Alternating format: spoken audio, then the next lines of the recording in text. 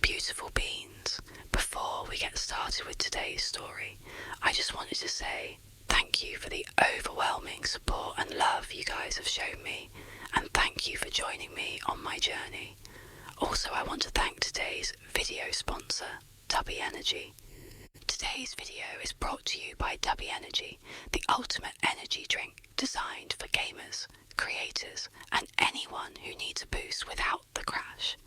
Unlike those other energy drinks loaded with sugar and junk, Tubby is packed with clean ingredients to fuel your focus, energy, and performance all day long.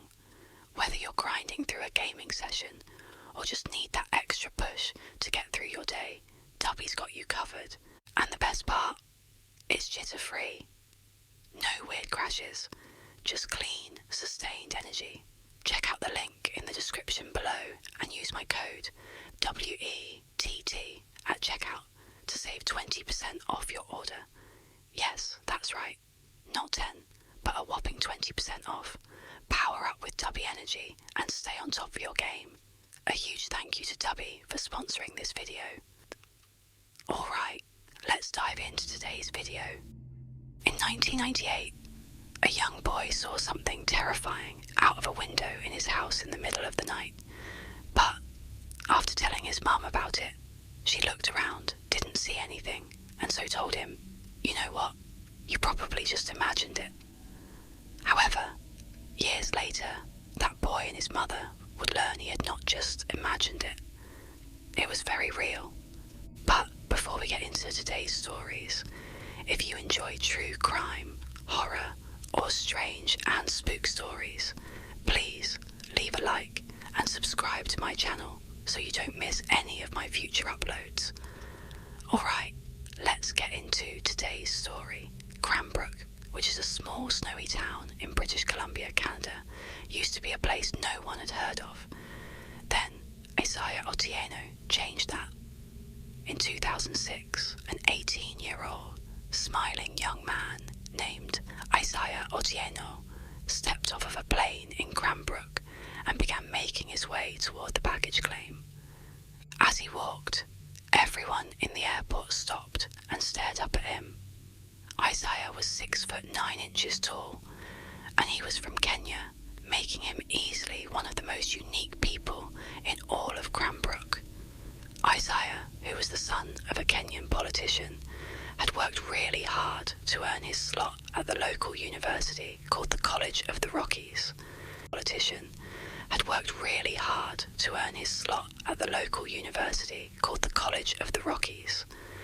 His plan was to use that degree to get a great job so he could help support his family back in Nairobi. Not long after the first semester of Isaiah's freshman year had started, he was not only flourishing academically, but also socially. His big smile and his charm and his incredibly good manners had earned him many friends, as well as the nickname, the Gentle Giant.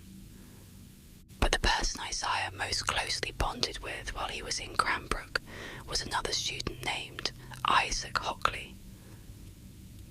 Isaac, in addition to being a student at the College of the Rockies, was also a passionate photographer and actually worked part-time for the local newspaper as a freelance photographer. Isaac and Isaiah had briefly met in late 2006 at their campus's billiard halls when they were both playing pool, but that interaction had not made them friends. What had cemented their friendship and made them very, very close was one night in early 2007, Isaiah had gotten a job as a bouncer at a local bar because he's 6'9", and so he was the bouncer, and Isaac had come to that bar not to see Isaiah, just to go to the bar. And so Isaiah's at the front, he's checking people in, and then he hears this commotion in the bar behind him, and he turns and he sees Isaac is getting attacked by this huge guy that's way stronger than him, who looked like he was the aggressor in the fight.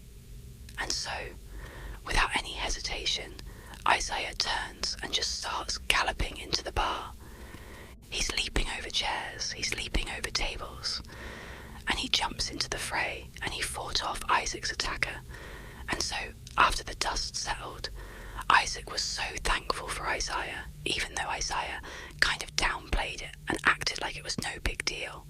But either way, the experience totally bonded these two very different people, and after that, they became totally inseparable.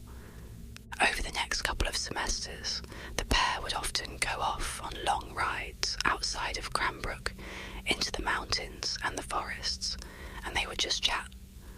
Isaiah would talk about what it was like to live in Kenya and how he was really here to try to be successful like his father. And Isaac would talk to Isaiah about his passion for photography and what it was like growing up in Canada around Cranbrook. On one very memorable drive, the pair were driving at night along this kind of winding road that went through a forest when all of a sudden a moose leapt onto the road and blocked their way. And so Isaac, at the last second, had to swerve to avoid the moose. But ultimately, they did not get into an accident, and it was just a close call. So Isaac was totally fine. He had kind of recovered within seconds of getting past the moose, but Isaiah, who was in the passenger seat, was totally shaken up by it. And when Isaac started talking to Isaiah about why he was so shaken up, because after all they are fine, they did not get into an accident, Isaiah would admit that he wasn't shaken up because they almost got into an accident. He was shaken up because he saw a moose. He didn't know moose existed, and so seeing this enormous creature suddenly in the middle of the road right in front of them just had totally spooked him. And so after this, Isaac loved to bring this story up as a way of kind of making fun of Isaiah for his fear of moose, but it was totally in a loving way, and Isaiah would always laugh right along with him. But despite how well everything was going in both Isaiah and Isaac's lives to that point, everything would come crashing down in 2008, on May 13th, 2008, so 2 years after Isaiah showed up in Canada. Isaac got a phone call from his employer, the local newspaper, who told him he needed to head into town to take some pictures of a crash that had just happened. A helicopter had been flying over Cranbrook, conducting a power line survey when they had lost power and crashed, and all three people flying over Cranbrook, conducting a power line survey when they had lost power and crashed, and all three people, the pilot and the two people in back who were actually doing the survey, crashed, and all three people, the pilot and the two people in back who were actually doing the survey, they all died on impact. Isaac, like everybody else who heard about this, was totally shocked. One, because it was totally tragic and horrible, but two, because nothing ever happened in Cranbrook, so to have something so big like this happen right downtown was just unheard of. And so Isaac hopped in his car and he began making his way towards the crash site. And it didn't take long before he saw this massive ring of people right at the intersection between 10th and 14th Street. They were all on the sidewalk and up on buildings, and everyone's just looking in towards this. They were all on the sidewalk and up on buildings, and everyone's just looking in towards this massive mound of jagged metal that was on fire, and all this black smoke was coming. Everyone's just looking in towards this massive mound of jagged metal that was on fire, and all this black smoke was coming off of it. And there's ambulances nearby, and police, and the fire department was there, and they're trying to put out the flames, but they can't do it. And so Isaac parks his car, and he rushes over to this ring of people, and he works his way towards the front. He pulls out his camera, and he began taking pictures, first of the wreckage, and the fire, and then also of the police, as they put tarps over the bodies. Little did Isaac know, these pictures he was taking were about to take on a whole new significance for him. Earlier that day, just before 1 p.m, Isaiah wrapped up his final class of the day, and after he was done, he remembered he had some letters in his backpack that he had been meaning to mail to his family back in Kenya. And so he decided on his way home, he would make a detour to the post office, and and he would mail those letters. And so he left the building where this final class was, and he stepped out into the bright sunshine of that May day. He put his headphones on, and then he began to walk. At about 1:05 p.m, he arrived at the post office, and he went inside just long enough to put his letters in the mail slot, and then he headed back outside. 1 minute later, at 100 in the mail slot, and then he headed back outside. 1 minute later, at 106 p.m, as he was crossing 10th Street, the helicopter above lost power and crashed directly on top of Isaiah. Within seconds, he and the 3 people on board the helicopter would all be dead. It's believed because Isaiah was listening to music on his headphones, he didn't even hear the helicopter as it was crashing down. He was just walking, and then he was dead. It was as it was crashing down. He was just walking, and then he was dead. It was a total freak accident. It wasn't until later that day, and then he was dead. It was a total freak accident. It wasn't until later that day that Isaac would realise the pictures he had taken of this scene included pictures of his friend. On a warm summer night in 1998, a 7-year-old boy named Tyler Florian fell asleep watching TV on his living room couch. Tyler lived with his parents, as well as his older brother Will, who was 10 years old, in a modest 2-story home in a rural neighbourhood in West Virginia. That night, Tyler's father, who normally tucked the boys in at night, was out for work, and so after Tyler fell asleep, it was his mother who gently woke him up and encouraged him to head upstairs to his room. And so, Tyler, he gets off the couch and he's groggy and he makes his way over to the stairs. He climbs up the stairs and he turns right and heads down the hallway to his room. He goes into his bedroom, he climbs into his bed, and then he falls asleep. In order to understand what happens next, you need to have a good understanding of the layout of the second floor hallway. That hallway stretched from the front of the house all the way to the back of the house, and at either end of this hallway were doors that led outside of the house, and these doors had big windows on them. The front of the house, that door, if you walked out it, you'd be walking out onto a doors had big windows on them. The front of the house, that door, if you walked out it, you'd be walking out onto a balcony that overlooked the front yard of the property. That door, if you walked out it, you'd be walking out onto a balcony that overlooked the front yard of the property. But if you walked out the back door of this second floor hallway, you would not be walking onto a balcony. You would not even be on the second floor.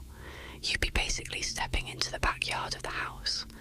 And the reason for this is because the house was built into a hill, and so the back half of the house is literally underground, it's in the hill. And so there is no door on the lower half of the house because there's just earth behind the door. And so it's that second floor doorway at the end of the hall that serves as kind of like the exit to the backyard of the house. So, with that in mind, Tyler, he gets upstairs. He goes to his bedroom, which is towards the front half of this hallway, and he falls asleep. And then, only about an hour after falling asleep, he wakes up to the sound of someone using the bathroom.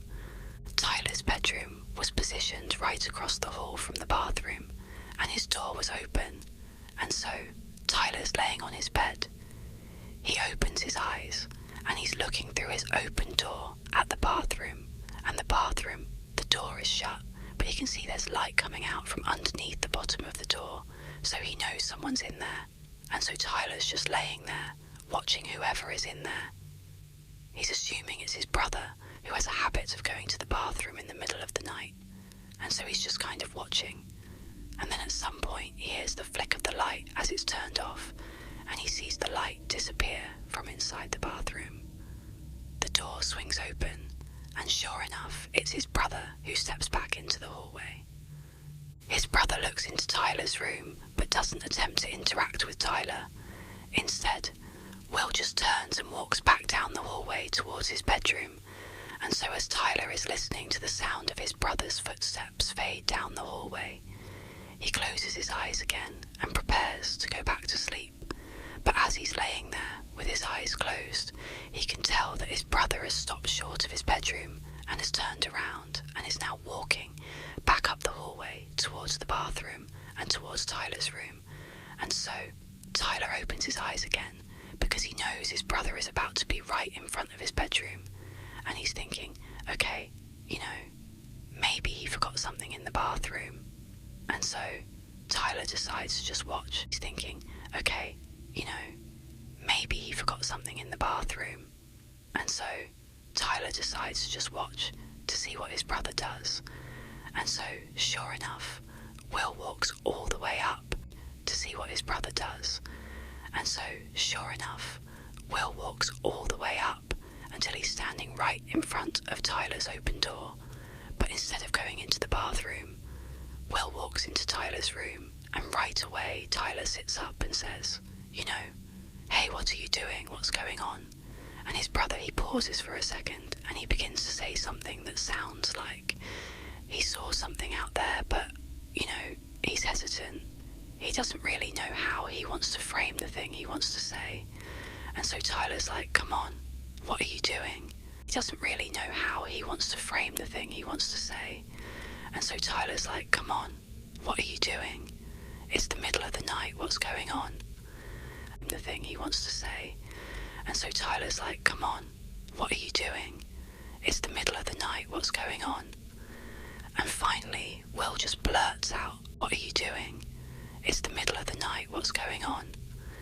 And finally, Will just blurts out, I keep seeing a man wearing stripes at the end of the hallway. And so Tyler, he hears this and he can't compute what he's being told. And so he just says, what are you talking about? Will, what did you see in the hallway? And Will would say, again, I keep seeing a man wearing stripes at the end of the hallway. I've seen him a couple times in the last couple of days. I go to the bathroom, and then when I start walking back, I see him outside the back door in our backyard. And so Tyler is so scared because his brother does not sound like he's making a joke. His brother sounds like he's telling the truth. And just the fact that his brother can't quite find the words to describe what he saw made it seem even more real. And so Tyler, he gets out of bed and he says, Will, we gotta go tell Mum. But that required going into the hallway and going down the hall towards where, apparently, we gotta go tell Mum. But that required going into the hallway and going down the hall towards where, apparently, this man in stripes was to get to their mother's bedroom. And so Will, who initially was not that scared of this man in stripes he had seen, was now starting to get pretty panicked in seeing Tyler's reaction to this. And so Will tells Tyler, stay right there, stay in the room. And so Will, he kind of peeks back into the hallway and he looks all the way down, and there is no man in stripes anymore. There's no one in the hall. And so he tells Tyler, the coast is clear, and the two of them run down the hallway, all the way right in front of that door that leads into the back of the property where the man in stripes was. And they turn left and they go into their parents' bedroom where just their mother was because their father was out of town. And so they charge in there. They wake their mum up and they're talking over each other, trying to communicate to their mum that there was a ghost, that there was an intruder, that there was something bad happening around their house. And so finally their mum just tells them to be quiet, and she says, okay boys, sit on the bed, I'm gonna go have a look around the house. And so the two boys do as they're told. They sit on the bed and their mum leaves the bedroom. She goes into the hallway and she looks immediately to her left where the man in stripes supposedly was, and she doesn't see anything. She just looks out into their backyard. There's nothing there. She looks down the other direction out the front of the house, doesn't see anything. She walks all around the house. She goes outside. She looks everywhere, but she doesn't see anyone. She walks all around the house. She goes outside. She looks everywhere, but she doesn't see anyone or anything. And so eventually she comes back inside the house. She goes up to the second floor. She goes back to her bedroom and she tells her boys, "Look, you probably just spooked yourselves. There is no man in stripes. You're totally safe. You're totally fine. Just go back to bed. You probably just imagined whatever you saw." And so Will, who was the one who saw the man in stripes, was very quick to accept his mother's answer. It actually seemed like it was a relief to have somebody tell him that what you had seen wasn't real. And so he very happily went back to his bed and he fell asleep. But Tyler, who had not seen the man in stripes, but had a very intense reaction to hearing his brother describe it, could not accept his mother's answer.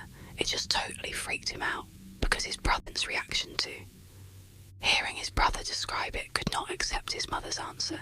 It just totally freaked him out, because his brother was always joking around about stuff. But this did not feel like a joke. It totally freaked him out, because his brother was always joking around about stuff. But this did not feel like a joke. This felt very, very real. But over the course of the next couple of days, weeks, months, years, will never claim to see the man in stripes again. And so, pretty quickly, Tyler forgot about it.